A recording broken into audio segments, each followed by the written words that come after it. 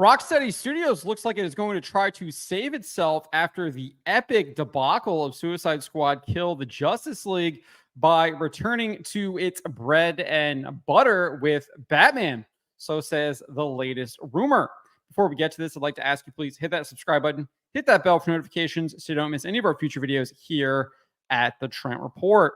Wrote this up over at thatparkplace.com, and this rumor comes to us via Nick Shapreshrel. I'm not sure how to say that, but he says that not sure which studio people's dream is, but I heard Rocksteady are back making it. I also think Sony are trying to money hat it. So he thinks Sony is going to be collaborating with Warner Brothers to create a new Batman game. Obviously, one would assume that would make it a Sony exclusive. He then added in a response to another user casting doubt on it being a new game. At least this user cast doubt on it being a new game. He says, not sure why you doubt it, but I heard new game. So I'm going to jump down here in the article real quick. We'll go back over some of this stuff, but I do want to point out here that Jason Schreier at Bloomberg reported that Rocksteady was planning to, quote, to pitch a new single-player game, which would return Rocksteady to its roots. Obviously, its roots being Batman. So one would think that this rumor does indeed make sense. And he said this back in like June. So I think this is definitely a possibility for Rocksteady to do this. I don't know if people will give them the benefit of the doubt. I think that they need to make at least a couple, at least two, maybe three solid games before they really win people back.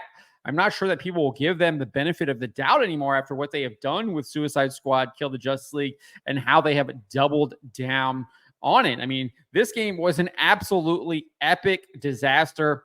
One that was self-inflicted given the fact that they chose to collaborate with woke consultancy group Sweet Baby Inc. And they paid the price for that. They had to take a $200 million impairment charge, according to their chief financial officer, Warner Brothers Discovery's chief financial officer, Gunnar Wiedenfields. If you're not sure what an impairment charge is, Investopedia describes it as an accounting term used to describe a reduction or total loss of the recoverable value of an asset. So huge loss for this game. He said this during the company's first quarter earnings results webcast. Starting with studios, the $400 million plus year-over-year decline during Q1 was primarily due to the very tough comp we faced in games against the success of Hogwarts Legacy last year in the first quarter, in conjunction with the disappointing Suicide Squad release this past quarter, which we impaired, leading to a $200 million impact to EBITDA during the first quarter. So there you go, right from the horse's mouth there. Not only did they take this $200 million impairment charge, but they were also laying off a number of employees, or at least cutting staff. Tom Phillips at Eurogamer reported just at the beginning of this month, September, that the company laid off over half of its quality assurance department, reducing it from 33 to 15 at the beginning of this month. The report also claims that the layoffs affect those outside of quality insurance as well, and have affected individuals across the board, from junior staff to individuals who have been with the company for over 5 years. So they weren't just laying off their quality assurance department, they were laying off other people as well, which is unsurprising given the fact that they had to take a $200 million impairment charge on that game. We also had a report from Jason Schreier back in June, or I forget when it was. It was probably back in June when he made that previous report as well, or as part of that same report, that they were relocating staff to work on a director's cut for Hogwarts Legacy. So this is not surprising here. They'd lay off all of these people. In fact, we had a rumor in June from Very Dark that Warner Brothers was actually contemplating shutting the entire studio down, saying Warner Brothers is internally talking about closing Rocksteady or having their 250 employees after Suicide Squad Kill the Justice League's bomb.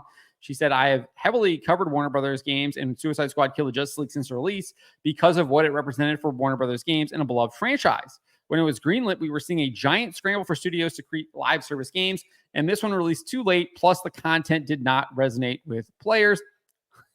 Rocksteady, you can say that again. Rocksteady Studios' co-founders and studio heads had also departed the company back in 2022. That is correct as well. One of them is actually started his own studio here where I am in North Carolina in Raleigh, and he's actually working on a GI Joe game featuring Snake, which seems to be kind of looking at being the real spiritual successor to the Batman Arkham games. But Barrett goes on and says Rocksteady is a shell of the company it used to be. And we saw this happen recently with Embracer Group and Volition, a company that had 30 years of experience under their belt. And it sounds as though Warner Brothers is planning to pull the plug on Rocksteady Studio. I do think this is really interesting, is that when you're purchasing a company, or when you view a company's name as the brand name, well, it really has a lot more to do with the people that actually work there and the labor that goes into that, because you can replace those people and it's a totally different company. You might have the same name, but it's not the same thing anymore. It's very similar to what we see with a lot of the woke casting and things like that, where they're skin suiting the characters and things like that. Well, they skin suit these companies too.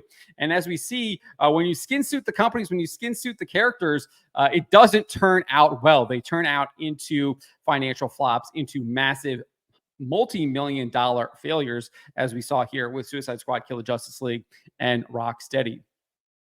To conclude here, Vera says they have no other games publicly announced, and there does not seem to be any confidence in them anymore. Even back in 2016, we got the Batman Arkham VR game that was developed by Rocksteady, and the new Batman Arkham Shadow VR game is being done by Camouflage. Only time will tell. Doesn't seem like the future is very bright for Rocksteady. And I have to concur. I do not think, even if they do this Batman game, as I said earlier, and they do another Batman Arkham game, or whatever they happen to do, if they do this Batman game, I think that they have burned so much of the goodwill with that brand name. Gamers will not be willing to fork over their money unless it is the game of the year. And it is the best of the best, the cream of the crop. And I just don't think Rocksteady is capable of doing that right now. I don't think that they have the talent to create a game of the year game. I don't think they have the talent to create a cream of the crop game. We see who they hire. They hire Sweet Baby Inc. They're all about pushing the woke narrative. You see that with their character releases, where they're introducing a lesbian female Victor Frias, or Victoria Frias, whatever her name is. They're clearly trying to push that agenda. And that's what they are now. That's all they are now. And at the end of the day, gamers are not interested in that. I haven't even looked at the Steam DB numbers. Last I did check, it was like a 98% decline, and the game hasn't even been out for a year now. It launched in February. It was at a 98% decline. So it might even be at 99%. I don't even know if it's at double digits yet, but let's actually just check that. Top over here to Steam DB. We can see that Suicide Squad Kill the Justice League has just 267 people playing right now. The most recent 24-hour peak is at 440. And obviously, its all-time peak at 13,459. You can see that it's literally just sitting around zero, and has been since April. That is how poorly this game did. Players abandoned this game within 2 months of it being released. And if we go over here and do a percentage calculator, you can see 13,459 to 440, and about 97%, 97% decline. So it has recovered a little bit since I last looked at it, but absolutely terrible. And again, I think this reflects the state of Rocksteady. And even if they do a Batman game, I just do not think that that they have the talent to create it.